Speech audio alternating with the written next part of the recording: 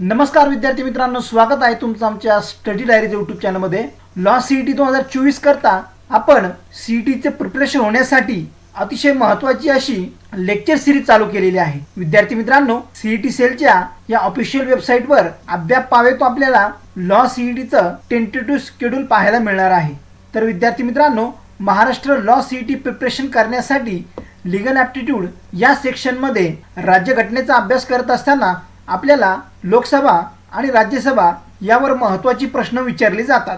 तुम्ही जर LLB CET 3 year आणि LLB CET 5 इयरची तयारी करत असाल तर तुम्हाला कायदेशीर अभिवृत्ती या सदराखाली राज्यघटना अभ्यासणे अत्यंत आवश्यक आहे। या सेक्शनवर प्रश्न आपल्याला विचारले जातात 40 गुणांसाठी। विद्यार्थी मित्रांनो, CET प्रवेश परीक्षेकरिता अतिशय महत्त्वाचे टॉपिक आपण घेत आहोत।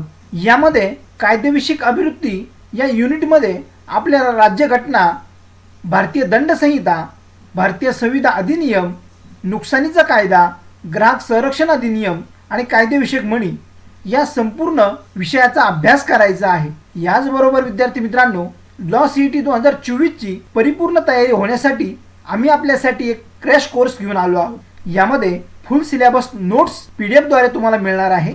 YouTube बेसिसवर रेकॉर्डेड व्हिडिओ लेक्चर तुम्हाला प्रोव्हाइड केले जाणार आहेत। 1000पेक्षाही जास्त प्रॅक्टिस MCQs तुम्हाला मिळणार आहेत। 10 फुल सिलेबस टेस्ट सिरीज तुम्हाला यासोबत मिळणार आहेत आणि याची फी आहे 1000 रुपये। यासाठी तुम्हाला आमच्या या स्क्रीनवर दिलेल्या नंबरवर व्हॉट्सअपद्वारे मेसेज करायचा आहे, संपूर्ण माहिती मिळवायची आहे। तर विद्यार्थी मित्रांनो, जास्त वेळ न घालवता आजच्या व्हिडिओला आपण सुरू करूया। विद्यार्थी मित्रांनो, आजचा पहिला प्रश्न आहे, does the governor have the powers to give pardon for the death sentence? राज्यपालांना फाशीची शिक्षा माफ करण्याचा अधिकार आहे का? पर्याय क्रमांक A आहे यस, पर्याय क्रमांक B नो, पर्याय क्रमांक C with the advice of the president, त्यानंतर with the advice of the chief minister of the state concern. तर विद्यार्थी मित्रांनो, या प्रश्नाचं योग्य उत्तर आहे नो, पर्याय क्रमांक B। राज्यपालांना फाशीची शिक्षा माफी देण्याचा अधिकार नाही। पुढचा प्रश्न आहे, how many members in the Rajya Sabha are nominated? राज्यसभेत किती सदस्य नामनिर्देशित केले जातात? तर यामध्ये 4 पर्याय दिले आहेत। पर्याय क्रमांक A 12 मेंबर्स, पर्याय क्रमांक B 10 मेंबर्स, पर्याय क्रमांक C 2 मेंबर्स आणि पर्याय क्रमांक D कोणताही सदस्य नामनिर्देशित केलेला नाही। तर या प्रश्नाचं योग्य उत्तर आहे पर्याय क्रमांक A 12 मेंबर्स। राज्यसभेत 12 सदस्य नामनिर्देशित केले जातात। पुढचा प्रश्न आहे, who is the ex officer chairman of planning commission? नियोजन आयोगाचे पदसिद्ध अध्यक्ष कोण आहेत? यामध्ये 4 पर्याय दिले आहेत। प्लॅनिंग मिनिस्टर, पर्याय क्रमांक B प्रेसिडेंट, पर्याय क्रमांक C प्राईम मिनिस्टर, पर्याय क्रमांक D व्हाईस प्रेसिडेंट। तर विद्यार्थी मित्रांनो, प्राईम मिनिस्टर म्हणजे पंतप्रधान हे नियोजन आयोगाचे पदसिद्ध अध्यक्ष असतात। Who is the chairman of national integration council? राष्ट्रीय एकात्मता परिषदेचे अध्यक्ष कोण आहेत? पर्याय क्रमांक A फायनान्स मिनिस्टर, पर्याय क्रमांक B प्रेसिडेंट, पर्याय क्रमांक C प्राईम मिनिस्टर, पर्याय क्रमांक D व्हाईस प्रेसिडेंट। विद्यार्थी मित्रांनो, या प्रश्नाचं योग्य उत्तर आहे पर्याय क्रमांक C प्राईम मिनिस्टर। राष्ट्रीय एकात्मता परिषदेचे अध्यक्ष प्राईम मिनिस्टर हे आहेत। Who is the chairman of the interstate council? आंतरराज्य परिषदेचे अध्यक्ष कोण आहेत? यामध्ये 4 पर्याय दिले आहेत। प्लॅनिंग मिनिस्टर, पर्याय क्रमांक B प्रेसिडेंट, पर्याय क्रमांक C प्राईम मिनिस्टर, पर्याय क्रमांक D व्हाईस प्रेसिडेंट।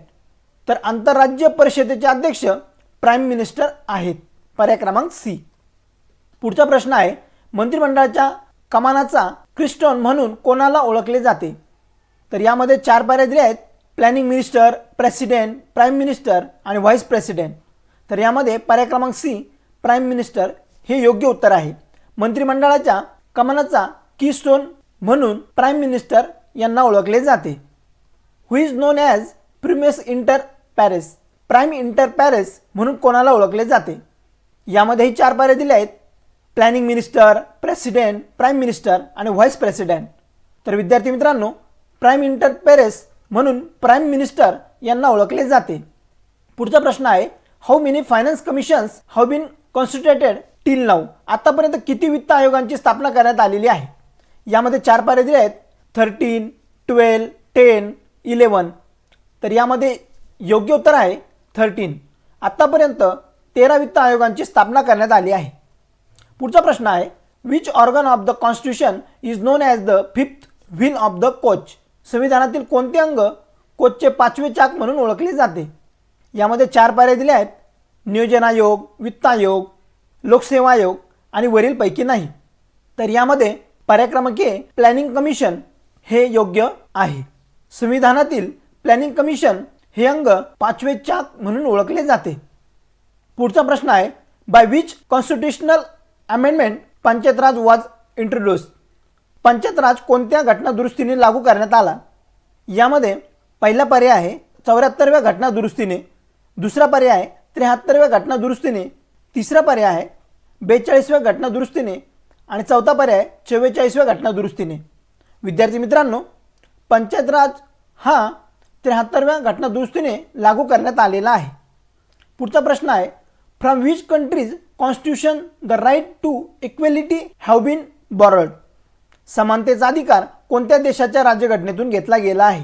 यामध्ये 4 पर्याय दिले आहेत, आयरिश, कॅनडा, ब्रिटिश आणि US. तर विद्यार्थी मित्रांनो, समानतेचा अधिकार ब्रिटिश या देशाच्या राज्यघटनेतून घेतला गेलेला आहे. पुढचा प्रश्न आहे, from which countries constitution the judicial review have been borrowed. न्यायिक पुनरावलोकनचा अधिकार कोणत्या देशाच्या संविधानातून घेतला गेलेला आहे. यामध्येही 4 पर्याय दिले आहेत, आयरिश, कॅनडा, ब्रिटिश, US. तर युनायटेड स्टेट या देशाच्या संविधानातून न्यायिक पुनरावलोकनाचा अधिकार घेण्यात आलेला आहे. पुढचा प्रश्न आहे, which article defines equality before law and equal protection of law. कोणते कलम कायद्यासमोर समानता आणि कायद्याचे समान संरक्षण ठरवते. तर यामध्ये 4 आर्टिकल दिलेले आहेत. पहिला आर्टिकल आहे कलम 16, दुसरं कलम 14, तिसरं आहे कलम 20 आणि चौथा आहे कलम 21. तर विद्यार्थी मित्रांनो, कलम 14 अंतर्गत कायद्यासमोर समानता आणि कायद्याचे समान संरक्षण ठरवते. तर याचं उत्तर आहे पर्याय क्रमांक बी. पुढचा प्रश्न आहे, which article defines protection of life and personal liberty. कोणते कलम जीवन आणि वैयक्तिक स्वातंत्र्याच्या संरक्षणाची व्याख्या करतात. तर यामध्ये 4 कलम दिलेले आहेत. पहिलं कलम आहे कलम 16, दुसरा आहे कलम 14, तिसरा आहे कलम 20 आणि चौथा आहे कलम 21. तर विद्यार्थी मित्रांनो, या प्रश्नाचं योग्य उत्तर आहे कलम 21. कलम 21 अंतर्गत जीवन आणि वैयक्तिक स्वातंत्र्याच्या संरक्षणाची व्याख्या केली जाते. पुढचा प्रश्न आहे, which article defines judicial review. कोणते कलम न्यायिक पुनरावलोकन ठरवते. तर यामध्येही 4 पर्याय दिले आहेत, कलम 16, कलम 13, कलम 20 आणि कलम 21. तर कलम 13 अंतर्गत न्यायिक पुनरावलोकन ठरवले गेलेले आहे. पर्याय क्रमांक बी बरोबर आहे. पुढचा प्रश्न आहे, which article defines protection in respect of conviction for offence. गुन्ह्यासाठी दोषी ठरवण्याचा संदर्भात कोणते कलम संरक्षण देते. तर यामध्ये 4 पर्याय दिले आहेत. पहिला आहे कलम 16, दुसरा कलम 14, तिसरा आहे कलम 20 आणि चौथा आहे कलम 21. तर गुन्ह्यासाठी दोषी ठरवण्यासंदर्भात कलम 20 संरक्षण देते. पर्याय क्रमांक सी. पुढचा प्रश्न आहे, which article defines prohibition of discrimination only on grounds of religion, race, caste, sex और प्लेस ऑफ बर्थ. कोणते कलम केवळ धर्म, वंश, जात, लिंग किंवा जन्मस्थान या कारणावरून भेदभाव करण्यास मनाई करते. तर यामध्ये 4 पर्याय दिले आहेत. पहिला आहे कलम 16, दुसरं कलम 14, तिसरा आहे कलम 15 आणि चौथा आहे कलम 21. तर विद्यार्थी मित्रांनो, कलम 15 अंतर्गत केवळ धर्म, वंश, जात, लिंग किंवा जन्मस्थान या कारणावरून भेदभाव करण्यास मनाई करते. पुढचा प्रश्न आहे, what are the article which defines directive principles of state policy. राज्य धोरणाची निर्देशक तत्वे परिभाषित करणारे कलम कोणते आहे. तर विद्यार्थी मित्रांनो, यामध्ये 4 पर्याय दिले आहेत. पहिला पर्याय आहे 36 to 51, दुसरा पर्याय आहे 36 to 51A आणि तिसरा पर्याय आहे 39 to 51, चौथा पर्याय 39 to 51A. तर विद्यार्थी मित्रांनो, कलम 36 ते 51 अंतर्गत राज्य धोरणांची निर्देशक तत्वे परिभाषित केले गेलेले आहे. याचं उत्तर आहे पर्याय क्रमांक ए. पुढचा प्रश्न आहे, which article says form uniform civil code. समान नागरी संहितेसाठी कोणते कलम सांगते. यामध्ये पहिला आहे कलम 43, दुसरं कलम 40, तिसरं कलम 44 आणि चौथं कलम 45. तर विद्यार्थी मित्रांनो, कलम 44 अंतर्गत समान नागरी संहितेसाठी रचना केली गेलेली आहे. पुढचा प्रश्न आहे, which part of constitution defines fundamental duties. संविधानाचा कोणता भाग मूलभूत कर्तव्य निश्चित करतो. तर यामध्ये 4 पर्याय दिले आहेत. पर्याय क्रमांक 1 पार्ट 1 म्हणजे भाग 1, पर्याय क्रमांक 2 भाग 2, पर्याय क्रमांक 3 भाग 4 आणि पर्याय क्रमांक 4 भाग 4A. तर विद्यार्थी मित्रांनो, या प्रश्नाचं योग्य उत्तर आहे पर्याय क्रमांक डी, संविधानाचा भाग क्रमांक 4A मूलभूत कर्तव्य निश्चित करतो. अशा प्रकारे विद्यार्थी मित्रांनो, भारतीय राज्यघटना या विषयावर आजच्या लेक्चरमधली अतिशय महत्त्वाची अशी प्रश्नांची उत्तरे आणि प्रश्न आपण पाहिलेले आहे. विद्यार्थी मित्रांनो, मागील CETचा अभ्यास करता जे कोणकोणते महत्त्वाचे प्रश्न आहेत ते आपण आपल्या लेक्चर सिरीजमध्ये कव्हर करत आहोत. अशाच प्रकारे आपण वेगवेगळ्या टॉपिकवर नवीन प्रश्न आपण घेणार आहोत. तर विद्यार्थी मित्रांनो, तुम्ही आमच्या चॅनलला सबस्क्राईब करा आणि व्हिडिओ आवडला असेल तर लाईक करा, शेअर करा. तुम्ही माझा व्हिडिओ शेवटपर्यंत पाहिला त्याबद्दल मी आपले आभार मानतो. धन्यवाद विद्यार्थी मित्रांनो.